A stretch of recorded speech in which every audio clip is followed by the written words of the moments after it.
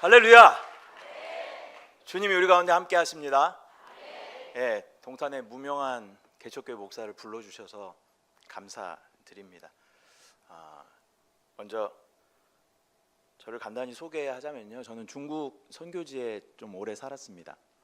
선교사로 간 게 아니고요, 학생으로 갔었는데요, 학생으로 가서 가 있는 동안에 예수 그리스도를 인격적으로 만났어요. 그리고 나서 제 삶이 많이 바뀌었습니다. 그리고 나서 선교지를 위해서 또 하나님 나라 위해서 살아야 되겠다라는 그런 소망을 가지고 중국에서 한 13년 정도 이렇게 살다가 2013년도에 들어왔습니다. 그래서 한세대학교 아시죠, 여러분? 한세대학교 안에 한세 순복음 한세 교회가 있었어요. 지금은 이제 밖으로 나오긴 했는데 거기서 한 10년 정도 이렇게 사역을 했습니다. 그리고 2024년도 봄에 동탄에 순복음 영과 생명의 교회를 개척을 했습니다. 중국에서 지금의 아내를 만나서, 아내 한 명밖에 없어요. 지금의 아내. 중국에서 만난 아내와 또 자녀가 아까 말씀해 주셨던 것처럼 아들 둘, 20살, 18살. 그만 놔야겠다 그랬는데 한국에 들어와서 그런 마음이 생겼어요. 전도를 못하면 애라도 낳아야 된다, 그런 마음이 있어요. 하나님 나라를 위해 여러분 자녀들 많이 낳으시기 바랍니다. 청년들 왜 아멘 안 합니까? 결혼도 하시고. 결혼 안 하실 거예요? 나의 만족을 위해서 결혼하려고 그러면 결혼이 안 돼. 그러나 하나님의 나라를 위해서 내가 결혼한다. 아멘이십니까? 그리고 자녀들도 많이 낳아야 돼요. 왜? 성경에 그렇게 써 있어요. 아브라함이 이삭을 낳고 이삭이 야곱을 낳고 누가 누구를 낳았다라. 이 계속 성경에 써 있는 거예요. 하나님 낳는 걸 되게 중요하게 생각하셔요. 생육하고 번성하는 걸 중요하게 생각하셔요. 여러분 반드시 빨리 결혼하셔가지고, 제 아내가 24살에 결혼했기 때문에 중간에 8년 텀이 있었어도 그렇게 애를 넷이나 낳을 수 있었던 것입니다. 여러분 화이팅.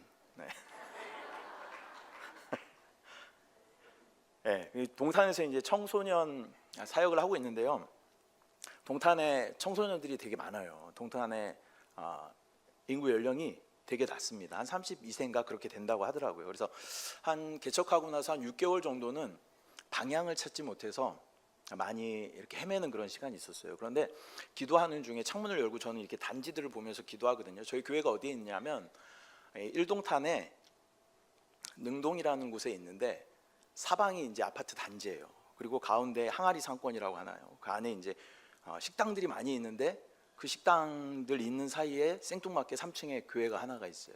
이제 그게 저희 교회예요. 그래서 아이들 이렇게 등하교하는 아이들을 보면서 저 친구들을 위해서 무엇인가를 해야 되겠다라는 그러한 하나님 감동을 주셨어요. 그리고 중국에서 이제 같이 교제하던 분들이 한국에 들어와서 이제 그분들하고 대화하는 중에 다음 세대를 위해서 목사님, 다음 세대를 책임지는 목사님 되셔야 됩니다. 막 이런 압박이 아닌 압박을 저한테 주셔가지고 다음 세대에 대한 부담감이 있었는데, 앞에 이제 등하교하는 친구들을 이렇게 보면서 저 친구들을 위해서 무엇인가 사역을 해야 되겠다라는 그러한 감동을 하나님께서 주셨습니다. 그래서 무엇을 할 수 있을까라고 생각을 해봤어요. 그런데 간단하게 저희가 쉽게 그 친구들에게 다가갈 수 있는 사역이 무엇이었냐면, 밖에다 그렇게 써붙여서 현수막을 만들어서 걸었어요. 얘들아 라면 먹자, 이렇게 써서 붙였어요.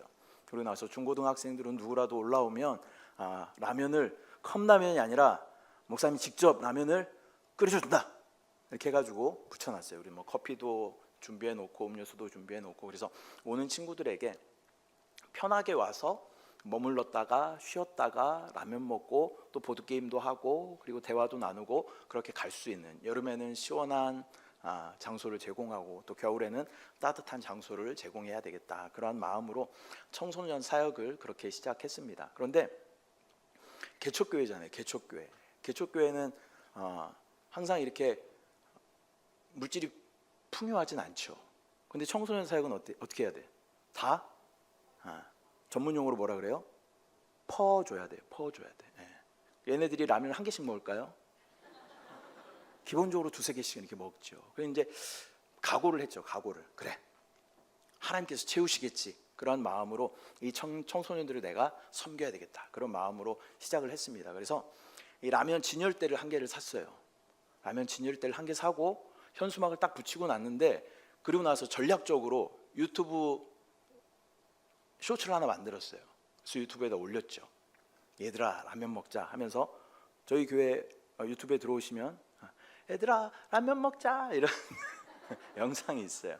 이제 그걸 올렸더니 중국에서 알고 지냈던 분들, 또 한세교에서 같이 사역하셨던 분들이 라면을 보내주시기 시작했어요.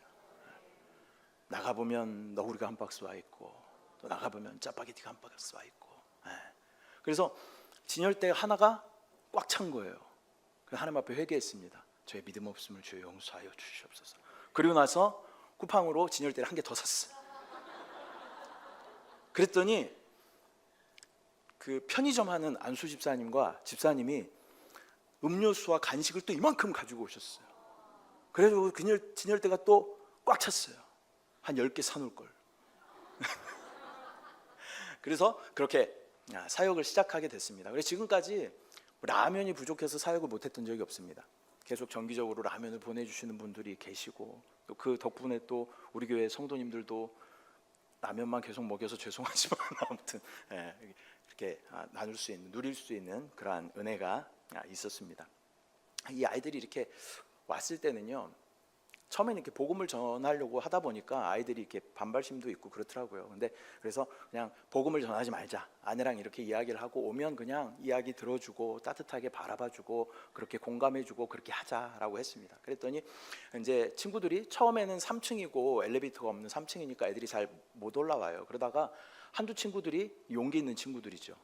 올라왔어요. 올라와서 먹고 나서 야, 여기 안전한 곳이야. 이제 소문을 낸 것 같아요. 그리고 그 친구들이 다른 친구들을 바꿔가면서 데리고 오기 시작하는 거예요.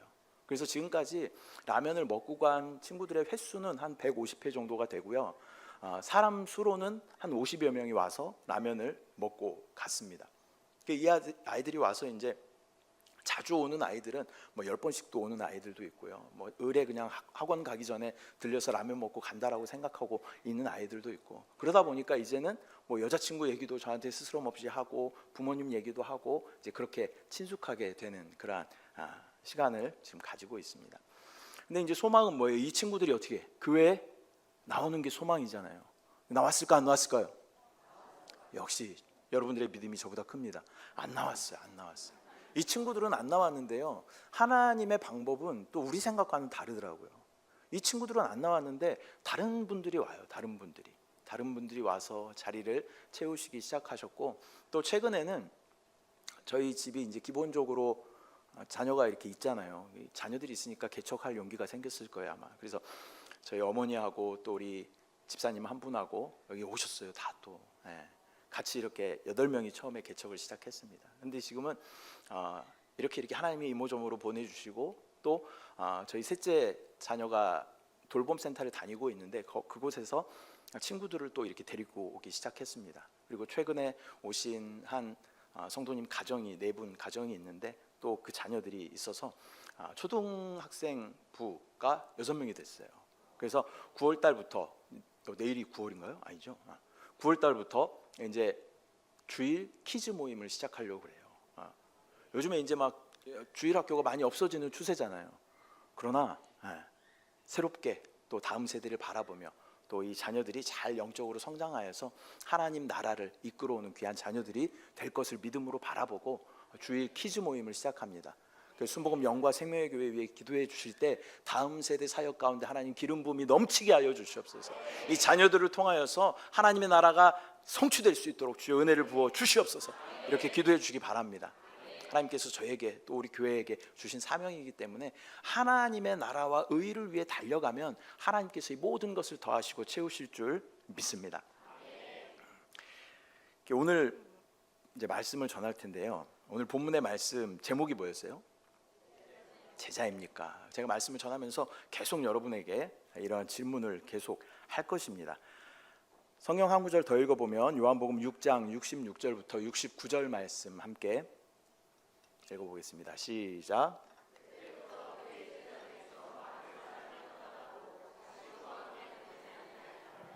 예수께서 12 제자에게 이르시되 너희도 가려느냐? 시몬 베드로가 대답하되 우리가 누구에게로 가오리이까? 우리가 주는 하나님의 거룩하신 자이신 줄 믿고 알았사옵나이다. 아멘. 오늘 본문의 말씀을 가지고 제자입니까? 라는 제목으로 말씀을 나눌 텐데요, 주님께서는 하나님과의 단절된 우리를 얻기 위하셔서 말씀이셨던 그분이 이 땅 가운데 오셨습니다. 이것을 뭐라고 이야기해요? 말씀이 육신이 되신 사건을 뭐라 그래요? 성육신이라고 이야기해요. 성육신은 뭐예요? 될 성자, 육신이 되었다, 그런 의미예요. 육신이 되셨다라는 것이죠. 그리고 나서 이 땅 가운데 30세의 삶을 이렇게 사십니다. 우리와 똑같은 그런 삶을 사셔요. 그리고 30세가 된 이후에 예수님께서는 공생의 사역을 시작하시죠. 3년이 조금 넘는 그러한 시간을 공생의 사역을 시작합니다. 공생애라는 말은 공적인 사역을 시작하셨다라는 것이죠. 그러면서 예수님께서는 사역을 하시면서 제자들을 부르시고 또 주님의 사역들을 이 제자들과 함께 해 나가시는 것을 우리는 성경을 통해서 보게 되는 것입니다.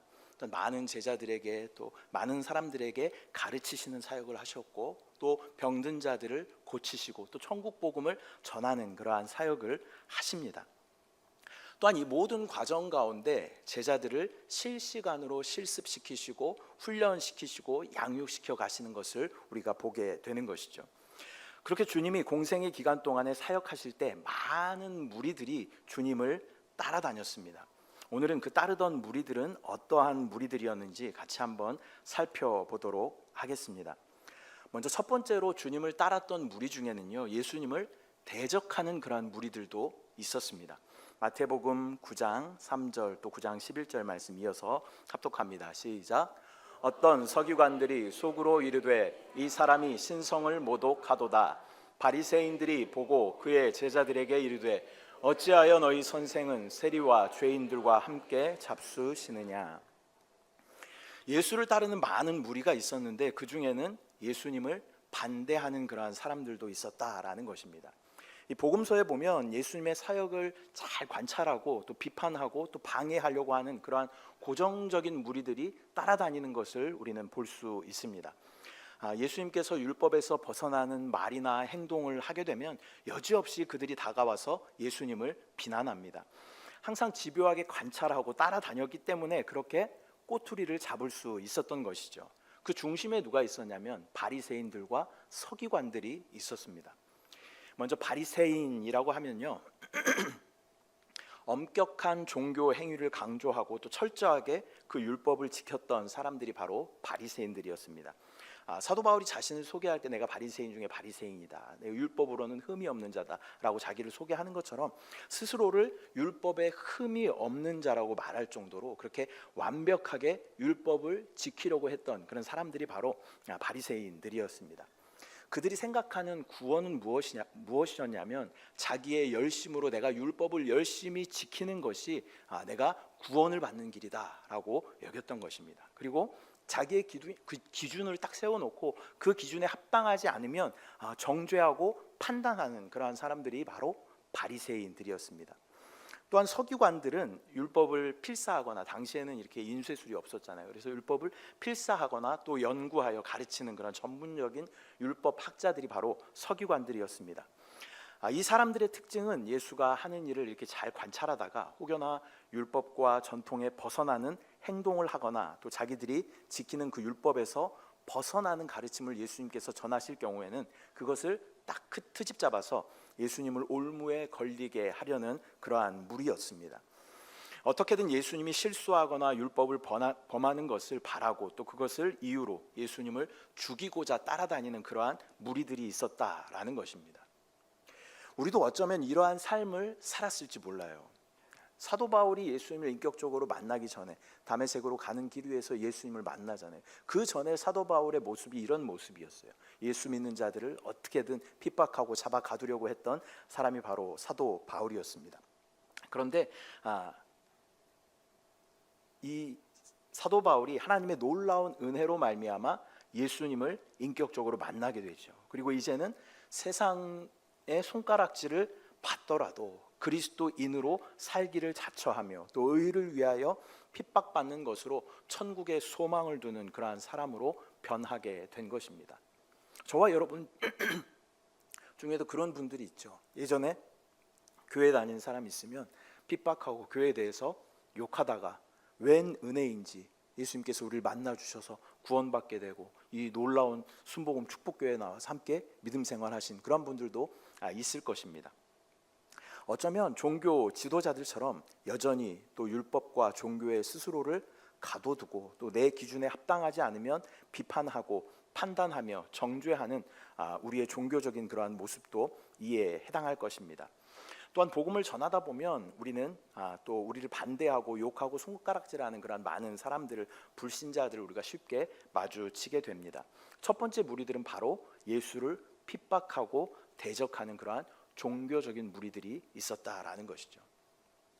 이 안에는 우리 함께 예배드리는 여러분 안에는 이런 종교적인 예수님을 반대한다라는 분은 어쩌면 없을지 몰라요. 그러나 우리의 신앙생활을 다시 한번 잘 살펴보면요, 우리의 신앙생활의 한 부분은 종교적인 부분에 굉장히 붙잡혀 있는 모습들 우리 가운데 있다는 거예요. 율법적인 모습에 붙잡혀 있는 우리들의 모습들이 있다는 거예요. 예를 들어 보면 저희 이제 가정에서 한번 명절을 맞이해서 이제 가정에서 예배를 한번 드린 적이 있어요. 근데 이제 제가 목사니까 제가 이제 예배를 인도했어요. 그런데 예배가 다 끝나자 저희 형님이 저한테 그런 얘기를 하는 거예요.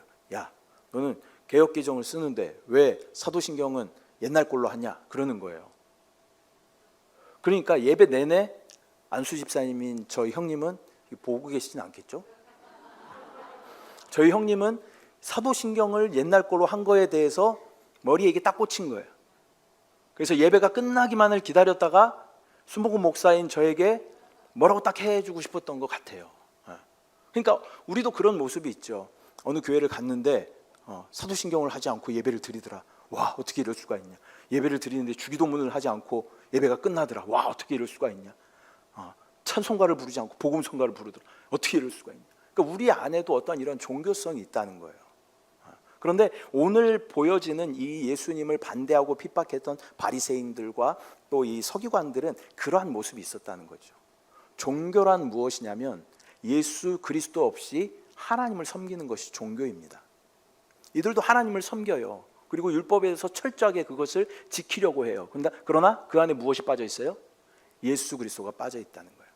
저와 여러분도 주의해야 됩니다. 내가 종교적인 어떤 행위를 할 수는 있어요.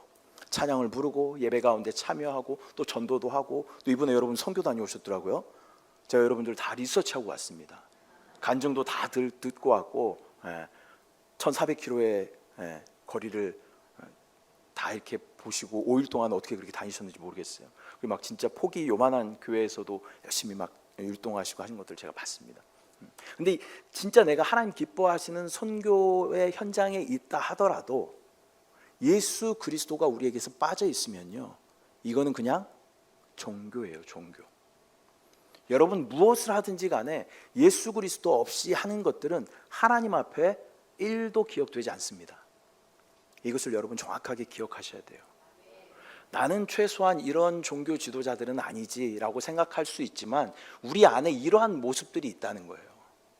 우리의 어떤 예배 태도 가운데 어떤 예배의 형식에 중요하게 너무 치우쳐 있다 보니까 예배의 중심을 놓치게 되고 말씀을 놓칠 때가 있다라는 거예요.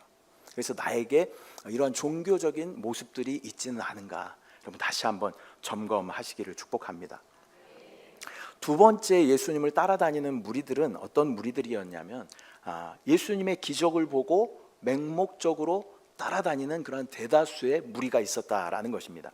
마태복음 4장 25절 또 15장 30절, 누가복음 5장 15절까지 함께 합독합니다. 시작. 갈릴리와 데갈보야 요단강 건너편에서 수많은 무리가 따르니라.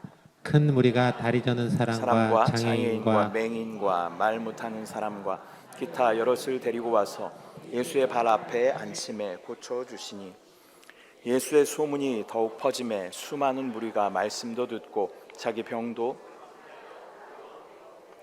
본문에서 계속 반복되는 단어는 무엇이냐면 수많은 무리, 큰 무리, 수많은 무리라는 말이 계속 반복되어 기록되어져 있습니다. 이 외에도 복음서에 보면 수많은 부분에서 또 많은 무리들이 주님을 따르는 장면을 우리가 많이 기억하고 있는 것이죠. 이들은 예수님께서 또 많은 이적과 기사들을 행하실 때 그것들을 보고 예수님을 따르면 좋은 일이 일어날 것 같아서 맹목적으로 예수님을 따르는 그런 무리들이 있었다라는 것입니다. 예수님께서 산에서 산상수훈을 전하셨을 때 많은 사람들이 예수님 말씀을 들었어요. 또 예수님께서 바닷가에 배 위에 앉아서 말씀을 전하실 때도 많은 무리가 그 가운데 있었습니다. 또 우리가 잘 아는 말씀 뭐예요? 예수님께서 보리떡 5개와 또 물고기 2마리로 얼마를 먹이셨어요? 5,000명을 먹이셨는데 누구만? 남자만 5,000명. 그러면 그 가운데 몇 명 있었을까요? 적어도 한 2만 명 정도는 있었을 것 같아요. 그러니까 스타디움 하나를 꽉 채운 정도의 그러한 사람들이 예수님을 따라다녔다라는 거예요. 그 가운데 예수님이 나눠주시는 그 떡도 물고기도 받아 먹었던 그러한 사람들이 있어요. 그리고 또 이것이 또 칠병이어도 있죠. 4,000명이 먹고 또 12바구니 12광주리가 남는 그런 놀라운 현장 가운데 많은 사람들이 따라다녔다라는 것입니다. 그들은 어떠한 이익과 공급을 기대하고 또 예수님을 따르는 그러한 무리들이었습니다. 그들은 예수님의 기적에 환호하고 박수치며 열광했던 그러한 무리들이었습니다. 와, 진짜 대박이다. 이분 따라다니면 진짜 놀라운 일도 우리가 경험하게 되겠다. 와, 진짜 나이스. 야, 이분 따라다니면 우리 가운데 뭔가 좋은 일이 생기겠다. 최소한 굶어 죽진 않겠다. 그런 마음으로 예수님을 따라다니는 그런 사람들이 있었다라는 것이죠. 그러한 기대감을 가지고 무작정 따르는 그러한 사람들을 무리라고 표현하고 있습니다. 그런데 놀랍게도 이 무리들은 주님이 재판에 넘겨지게 되자 바라바 대신에 예수님을 십자가에 못 박으라 라고 소리치는 그러한 무리들로 돌변하게 되는 것을 우리는 보게 됩니다.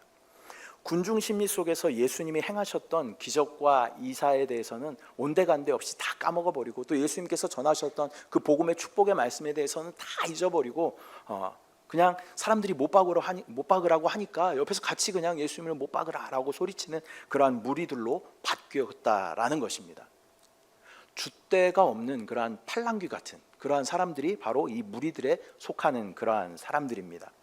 예수를 십자가에 못 박으라라고 소리쳤던 그 사람들 중에는요, 많은 사람들이 예수님의 기사와 이적을 본 사람들이었을 거예요. 그리고 많은 사람들이 어쩌면 자기의 가족들이 예수님께서 병 고쳐주신 그러한 가족이 있을 수도 있고, 또 예수님께서 오병이어의 기적을 일으키셨을 때 그 가운데서 떡과 물고기를 받아 먹었던 사람도 그 가운데 있었을 거예요. 또 예수님께서 산에서 말씀을 전하시고 배 위에서 말씀을 전하셨을 때 그 무리 가운데 함께 있었던 그런 사람들도 있었을 것이다 라는 것입니다. 그런데 그 사람들은 예수님이 잡히시자 돌변해서 예수를 십자가에 못 박으라 라고 소리치며 광분하고 있는 그런 무리들의 모습으로 바뀌어 버렸다라는 것입니다. 이 두 번째 무리는 예수님을 맹목적으로 따라다니며 무언가 대가와 이득을 구하며 따랐던 그러한 무리들이었습니다. 우리의 모습도 이런 모습들이 있었을 것입니다. 교회 처음 나오면 사람들이 이렇게 잘 대해주잖아요. 세상에서는 나를 이렇게 잘 대해주는 사람이 없어요. 근데 교회 왔더니 나를 친절하게 대해주고, 또 우리 구역 있나요? 구역 모임이 있으면 또 구역장님 어떻게 해? 집에 콩나물 있으면 집에 구역원들 집에 콩나물 걸어다 주고, 두부 걸어다 주고, 맛있는 거 음식하면 걸어다 주고, 김치 갖다 주고 이렇게 하잖아요. 물론 이 과정이 필요합니다. 교회에 잘 정착하기 위해서 이러한 과정이 필요해요. 근데 이 과정에 머물러 있으면 안 된다는 거예요. 이 과정에 우리는 머물러 있으면 안 되고, 우리의 신앙은 그러한 신앙은 어떠한 신앙이냐면, 어떠한 시험이 다가오거나 사람들과의 관계 가운데 어려움이 있으면 금방 돌아서 버리고 그리고 교회를 떠나버리는 그러한 신앙이 될 수 있다는 거예요. 그래서 여러분들 다시 한번 잘 점검해 보시기 바랍니다. 나는 이러한 무리 같은 그러한 신앙이 있지 않은가. 또 이런 사람들의 특징이 뭐냐면, 그렇게 해서 교회를 떠난 사람들의 특징이 뭐냐면요, 내가 교회 다녀봤는데 말이야, 교회 사람들 좀 이상해 이러면서, 교회 목사 좀 이상해 이러면서 그렇게 교회를 박해하고 핍박하는 그런 사람들이 있다는 거예요. 교회 안에서 막 친절하게 대해주고 환대했을 때는 너무 좋다 그리고 막 다니다가 무엇인가 좀 섭섭한 마음이 이렇게 딱 들어오게 되면 교회를 등지고 교회를 반대하고 핍박하고 그러한 사람으로 변할 수 있다는 거예요. 그래서 우리가 이 무리 가운데, 언제든지 바뀔 수 있는 이런 무리 가운데 우리가 있으면 안 된다라는 것입니다. 세 번째 무리는 어떠한 사람들이냐면 진정으로 예수님을 따르는 제자들의 무리가 있었다라는 것입니다. 요한복음 6장 66절 69절 말씀 다시 한번 합독하도록 하겠습니다. 시작. 그때부터 그의 제자 중에서 많은 사람이 떠나가고 다시 그와 함께 다니지 아니하더라. 예수께서 12 제자에게 이르시되 너희도 가려느냐? 시몬 베드로가 대답하여 주여 영생의 말씀이 주께 있사오니 우리가 누구에게로 가오리이까? 우리가 주는 하나님의 거룩하신 자이신 줄 믿고 알았사옵나이다. 아멘. 이 본문의 말씀을 보면 제자 중에서도 떠나간 제자들이 있다라고 말씀하고 있습니다. 그러나 끝까지 남은 제자들이 바로 진정한 제자들인 줄 믿습니다. 그런데 그 제자들의 처음 시작은 어쩌면 무리들과 별반 다를 것이 없어 보입니다. 그들 역시 예수님께서 그들이 생각하는 메시아는 어떠한 메시아였냐면 정치적인 그러한 메시아를 원했어요. 그래서 이 지금 자기들이 압제받고 있는 이 상황 가운데 정치적으로 이것을 다 평정하고 그들에게 어떤 자유를 줄 수 있는 그러한 정치적인 왕으로 오시는 메시아를 기대하고 있었단 말이에요. 그래서 항상 제자들이 하는 말이 뭐예요? 예수님께서 보좌에 앉으시면 나를 오른쪽에 나를 왼쪽에 앉혀주십시오라고 계속 예수님께 이렇게 청탁하는 그러한 모습들도 우리가 보게 되죠. 이때도 엄마들의 치맛바람이 있었던 것 같아요. 그래서 그 어머니가 나의 아들을 하나는 오른쪽에 하나는 왼쪽에 앉혀달라고 예수님 앞에 이렇게 청탁하는 모습도 이렇게 우리가 말씀을 통해서 볼 수 있게 되는 것이죠.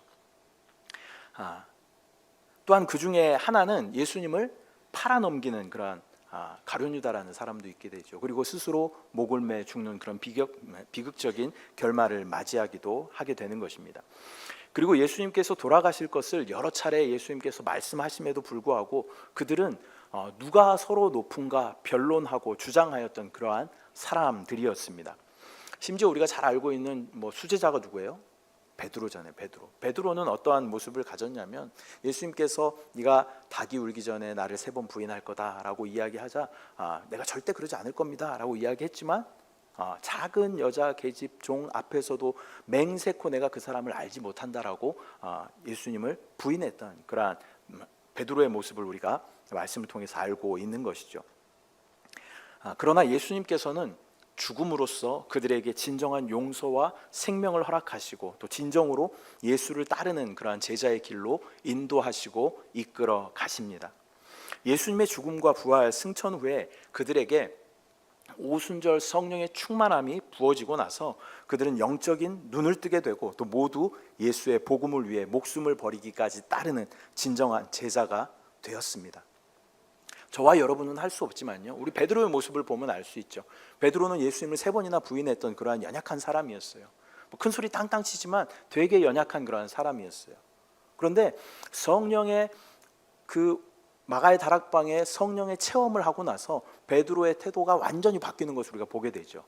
나아가서 목숨을 걸고 예수 그리스도의 복음을 전하기 시작합니다. 그러자 3,000명, 5,000명이 주님께로 돌아오고 회개하는 역사가 일어나게 되는 것입니다.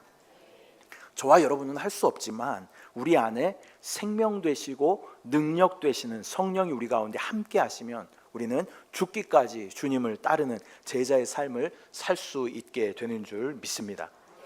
누가복음 14장 25절 27절 말씀 함께 합독합니다. 시작.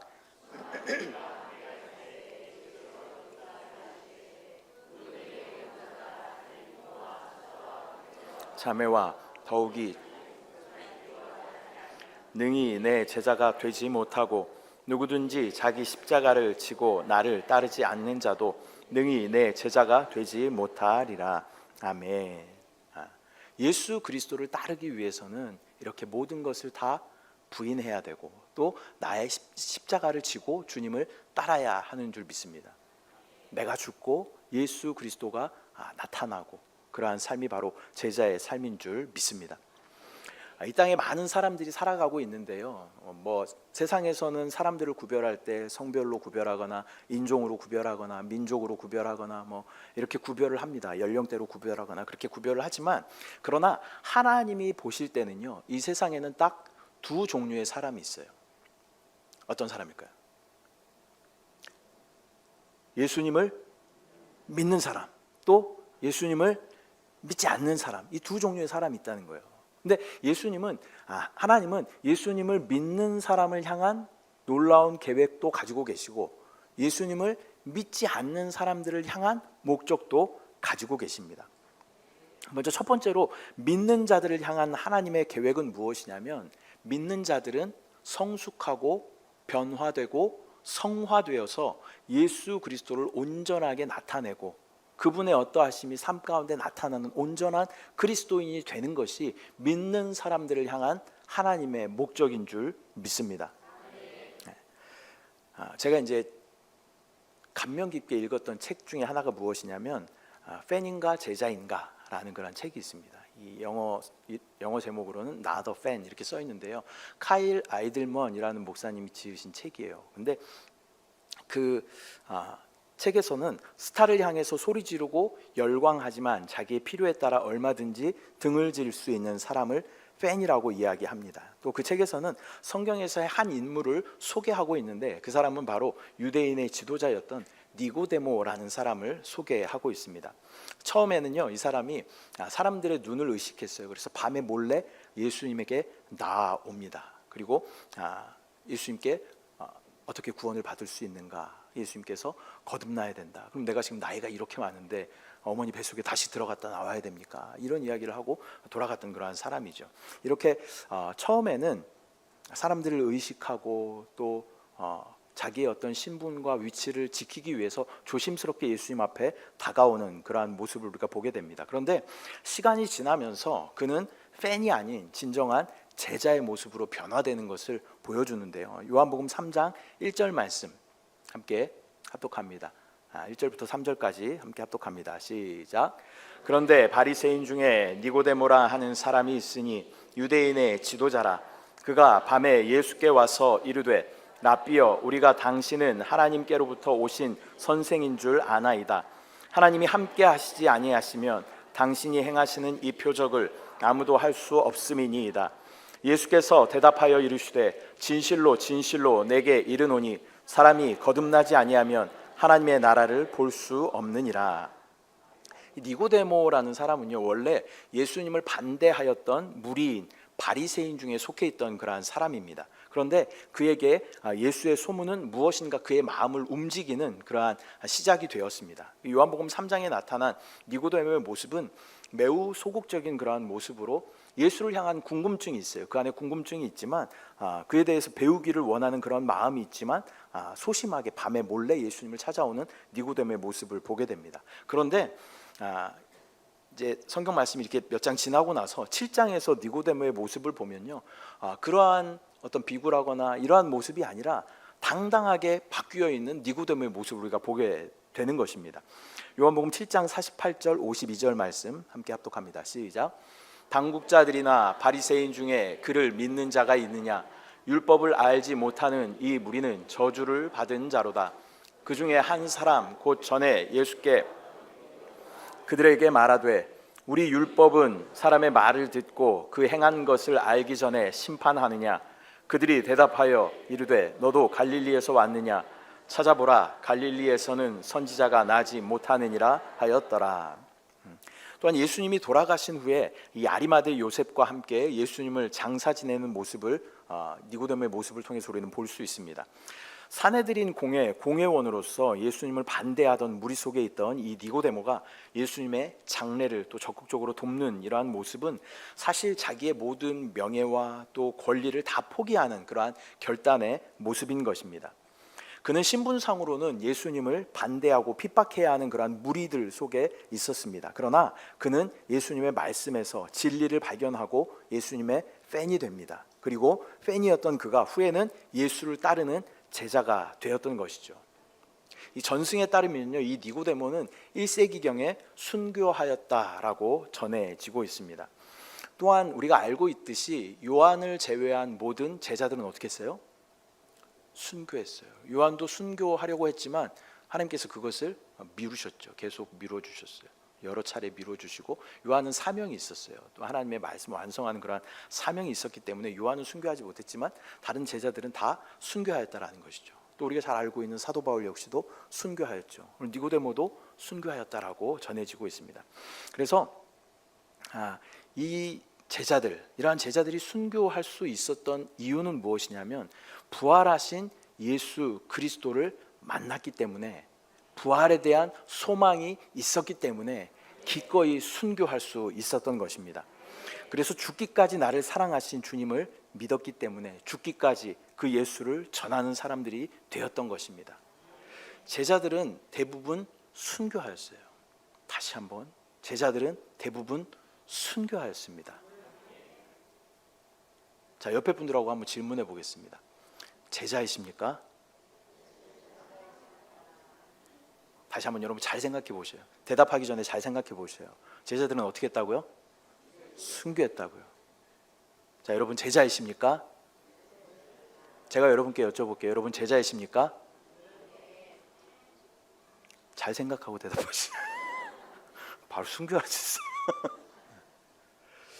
우리가 진짜 이 죽음을 각오하고 예수 그리스도를 믿는 그러한 믿음이 있다면 우리는 제자인 줄 믿습니다. 근데 여러분, 누군가 옆에서 칼을 이렇게 들이대면서 예수 믿으면 죽는다라고 이야기할 때 그것을 여러분 기쁨으로 받아들일 수 있어요? 어려우시죠? 목사님, 저도 어려워요. 그래서 저는 스스로를 내가 지금 성령 충만한가? 라는 것을 점검할 때 그런 상황들을 한번 설정을 해보는 거죠. 내가 지금 예수 믿는다는 이유로 내가 순교를 감당할 수 있을까? 라는 그런 상상을 한번 해봐요. 그때 아멘, 주님을 위해서 내가 깨끗하게 죽겠습니다, 그런 마음이 있으면 스스로 판단했을 때 지금 성령 좀 충만하군 그렇게 판단하는 거예요. 근데 내가 순교할 수 있을까? 라고 생각했을 때 걱정이 많이 되는 거죠. 애가 넷인데, 막내가 7살인데, 아내는 어떡하냐, 야 교회 개척한 지 얼마 안 됐는데, 이러한 막 걱정들, 염려들이 많이 있다면 여전히 나는 성령 충만하지 않은 겁니다. 그래서 우리가 진짜 기쁨으로 우리의 삶을 주님 앞에 드리고 순교의 열정으로 주님 앞에 살아내는 사람들을 제자라고 불러주시는 줄 믿습니다. 그런데 이 시대를 살아가고 있는, 또 이 대한민국에 살아가고 있는 우리에게는 순교할 수 있는 그러한 어떤 기회조차도 사실은 쉽지 않죠. 어떤 중동이나 이런 데는 뭐 우리가 예전에 영상으로 봤던 것처럼 참수당하는 그러한 영상을 우리가 봤잖아요. 그렇게 순교할 수 있겠지만 대한민국 이 시대를 살아가고 있는 우리에게는 순교할 수 있는 그러한 기회도 사실은 많지는 않습니다. 거의 불가능하죠. 근데 우리는 어떻게 그러면 우리의 믿음을 하나님 앞에 또 증명해 보이며, 또 우리는 어떻게 진짜 순교자의 제자의 삶을 살아갈 수 있는가라는 것입니다. 표정들이 갑자기 어두워지셨는데, 야, 내가 죽을 수 있을까? 막 이런 그런 표정들인데, 근데요, 여러분에게 진짜 복음과 같은 기쁜 소식을 전해드리겠습니다.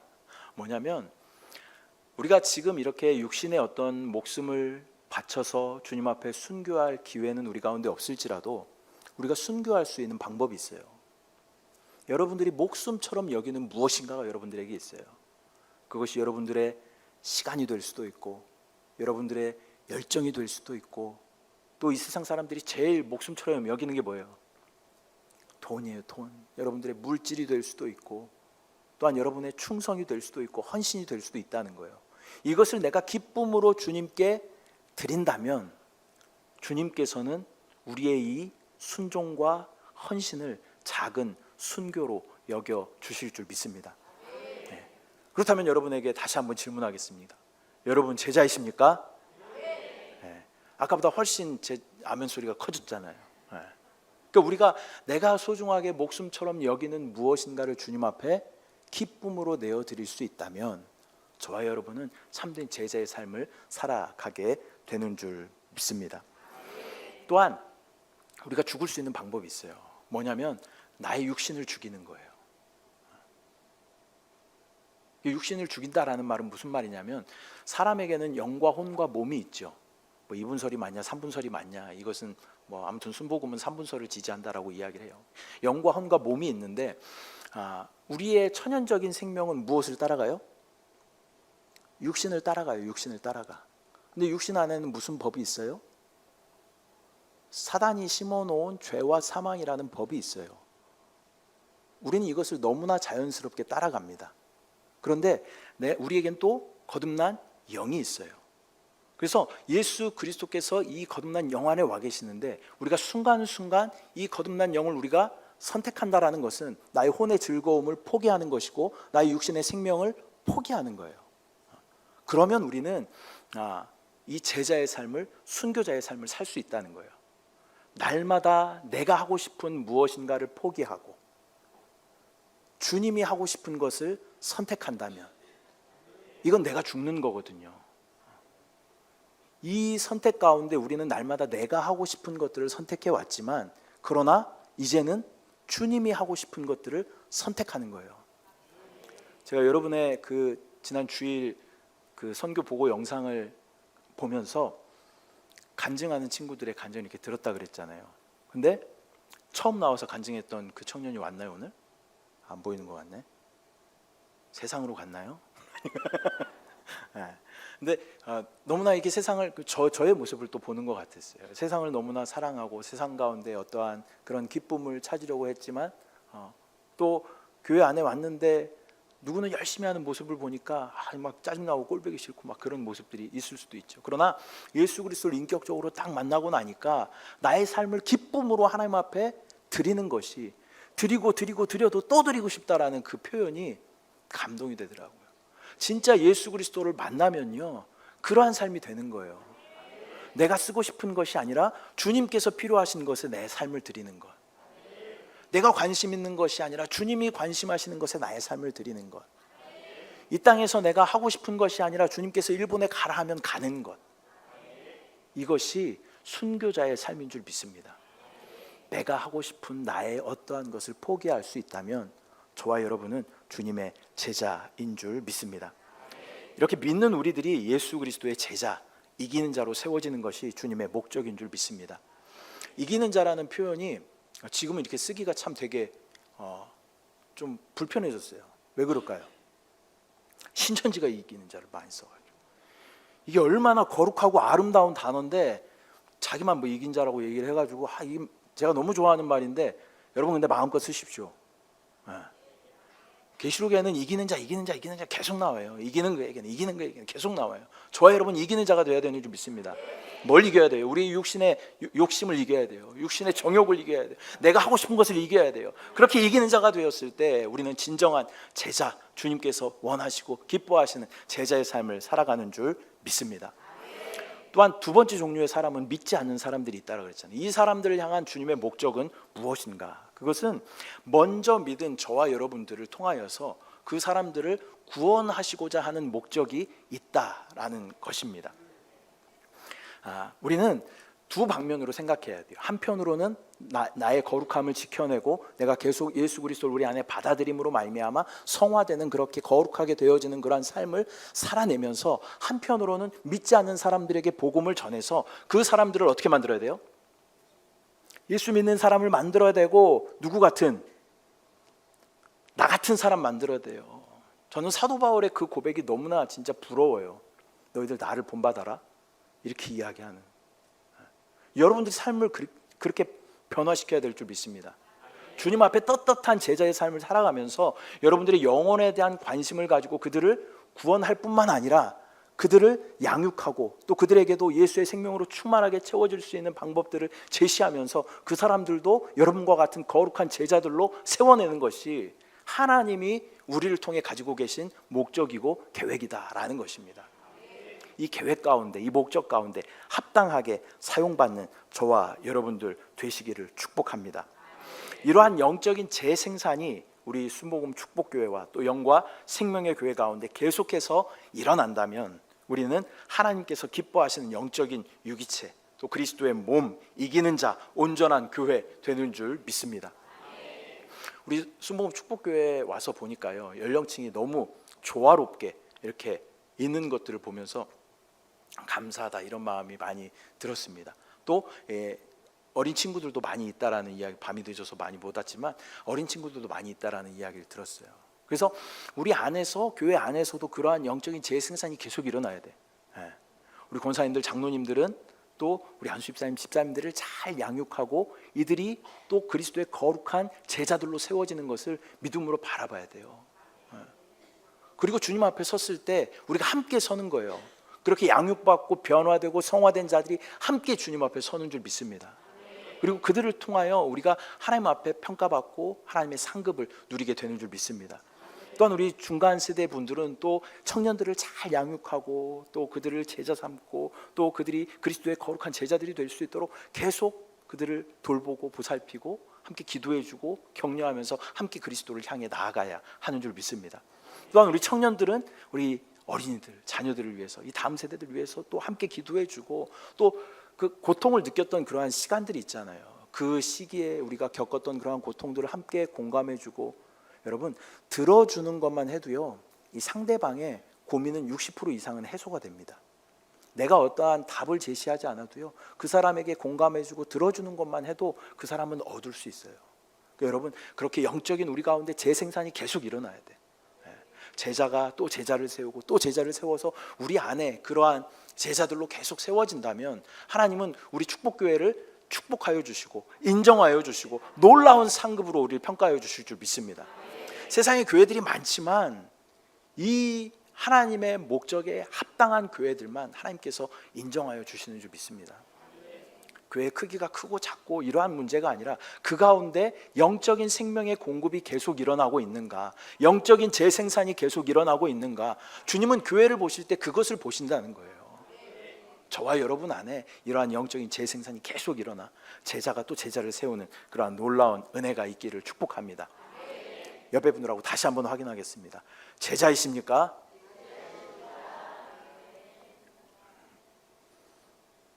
그럼 여러분 그렇게 소중하게 생각하는 그것을 하나님 앞에 기쁨으로 드리십시오. 그러면 하나님이요 놀랍게 역사하셔요.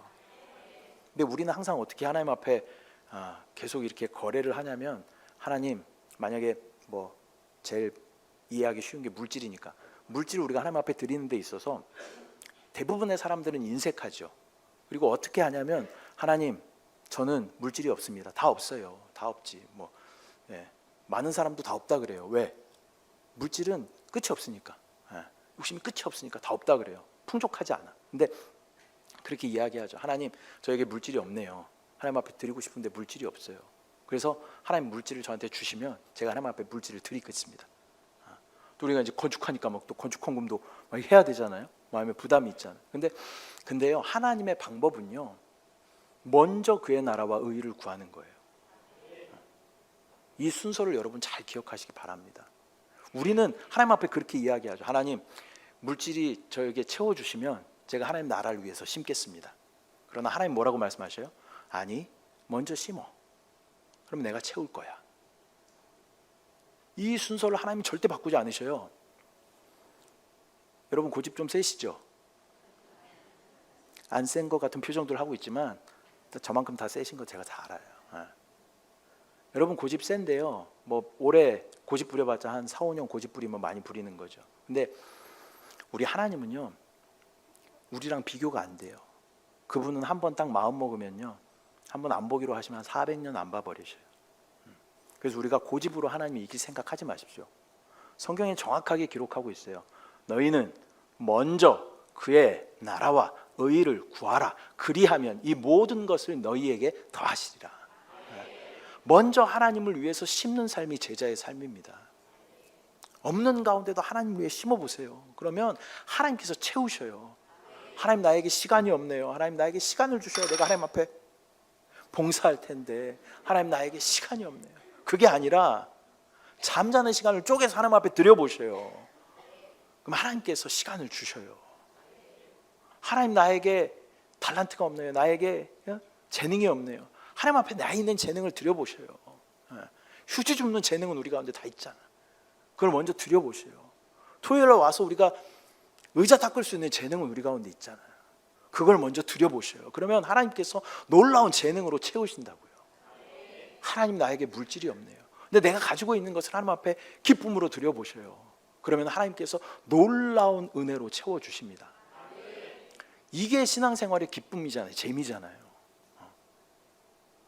저는 주의 종이 되고 나서 수도 없이 이런 일들을 많이 경험했습니다. 진짜 어려웠을 때는요, 일주일에 장을 3만 원 안에서 장을 봐야 돼.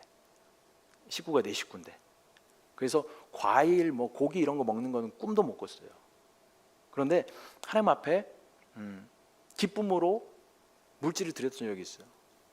선교 훈련을 가는데, 선교 여행을 가는데, 선교 여행을 감동 있는 사람들을 더 드리라 그래서 그 어려운 상황 가운데에서도 더 쪼개서 드렸어요. 그랬더니 하나님께서 놀랍게 채우시는 것들을 경험하게 되는 거예요.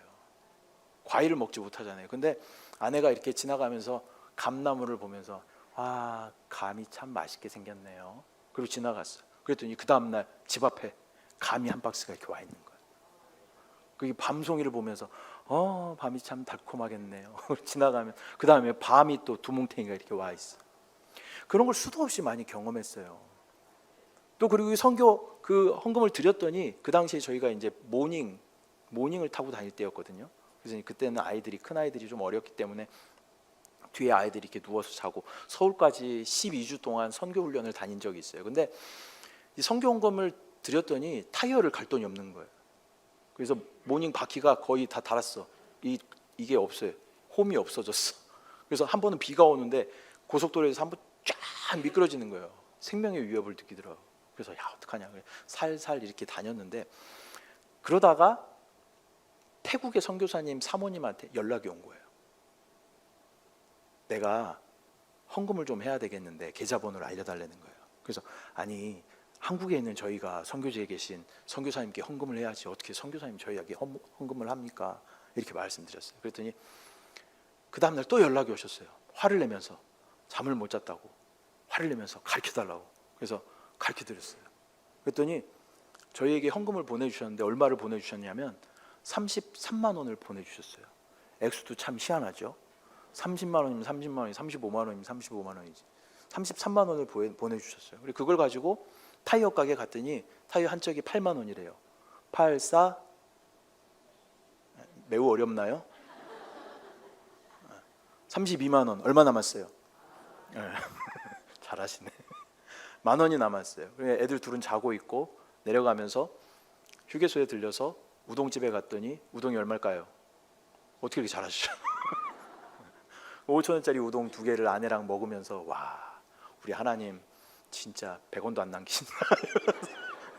우동을 먹으면서 그런 생각을 했던 적이 있어요. 여러분, 하나님의 역사는요 놀랍습니다. 근데 하나님 앞에 기쁨으로 섬기는 자들에게 하나님께서 함께 하셔요. 여러분, 그 목숨처럼 귀하게 이렇게 끌어안고 있지만 주님 앞에 섰을 때는요 그것으로 여러분들을 평가하지 않으셔요. 여러분 지평수 가지고 하나님께 평가받을 것 같아요? 절대 그렇지 않아요. 여러분 잔고 가지고 하나님께서 여러분 평가하실 것 같아요? 그렇지 않아요. 여러분이 이 땅 가운데서 무슨 취미생활 뭐 하고 그런 거 가지고 하나님 평가하실 것 같아요? 절대 그렇지 않아요. 이것을 내가 과감하게 포기하고 주님의 나라를 위해서 우리의 삶을 내어드리는 참 제자의 삶을 살아갈 때 주님 앞에 서는 그날에 주님께서 우리를 칭찬하시고 착하고 충성된 종이라고 우리 가운데 말씀하여 주실 줄 믿습니다. 다시 한번 질문하겠습니다. 여러분 제자이십니까? 그렇게 제자의 삶, 오늘의 아멘을 잘 기억하시기 바랍니다. 어디 저기 동탄에 있던 어떤 목사님이 와가지고 제자냐고 계속 물어봤는데 내가 아멘 했지. 그렇지, 나 제자지. 이렇게 계속 기억하시기 바랍니다. 그 제자의 삶을 잘 살아내어서 주님 앞에 칭찬받는 저와 여러분들 되시기를 축복합니다. 기도하겠습니다. 사랑의 주님, 은혜와 사랑을 감사드립니다. 오늘 함께 연합하여 주님 앞에 올려드린 귀한 예배 가운데 하나님 은혜로 충만하게 채우시고 우리 가운데 제자인가라는 이러한 거룩한 질문 앞에 내가 목숨처럼 여기는 그것을 기쁨으로 주님 앞에 올려드릴 수 있는 참 제자의 삶을 살아낼 수 있도록 주여 은혜를 더하여 주시옵소서. 주님 앞에 섰을 때 부끄러운 모습으로 나만을 위해 살다가 부끄러운 모습으로 서지 아니하도록 주여 인도하여 주시고 빛나는 열매들과 함께 성령의 열매를 이루고 또 인격의 열매를 이루어 주님 앞에 설 수 있도록 주여 역사하여 주시옵소서. 우리가 오늘 함께 하신 주님을 찬양합니다. 또 우리를 부르시고 사용하신 주님을 찬양합니다. 주님을 신뢰합니다. 주님을 사랑합니다. 감사드리고 예수님의 이름으로 기도드립니다. 아멘.